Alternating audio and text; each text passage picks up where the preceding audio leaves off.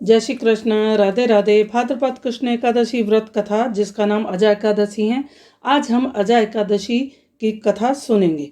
कुंती पुत्र युधिष्ठिर कहने लगे, हे जनार्दन, भाद्रपद कृष्ण एकादशी का क्या नाम है तथा उसकी विधि और मातम्य क्या है।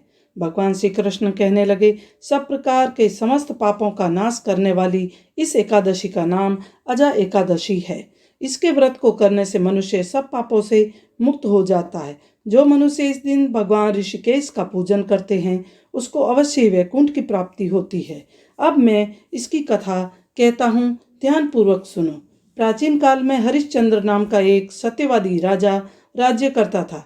उसने किसी कर्म के वशीभूत होकर अपना सारा राज्य व धन त्याग दिया, साथ ही अपनी स्त्री, पुत्र तथा स्वयं को भी बेच दिया।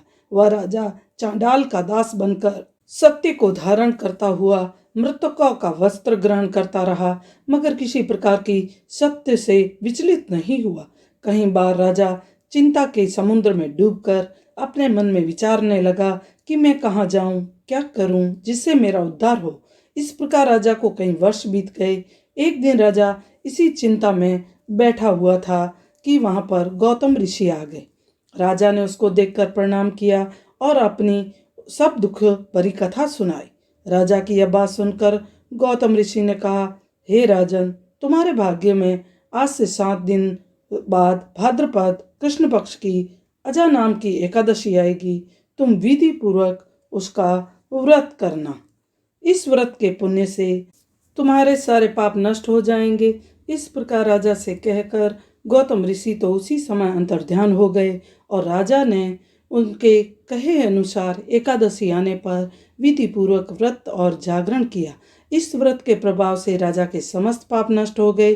स्वर्ग में बाजे बजने लगे और पुष्पों की वर्षा होने लगी।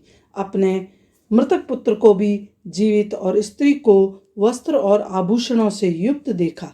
उस व्रत के प्रभाव से उसको पुनः राज्य की प्राप्ति हो गई और अंत समय में अपने परिवार सहित स्वर्ग को चले गए।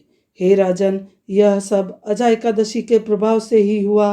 अतः जो मनुष्य यत्न के साथ विधि पूर्वक इस व्रत को करते हुए रात्रि जागरण करते हैं, उनके समस्त पाप नष्ट होकर अंत में वे स्वर्ग लोक को जाते हैं। इस एकादशी की कथा के श्रवण मात्र से अश्वमेघ यज्ञ का फल प्राप्त होता है। जय श्री कृष्ण। राधे राधे।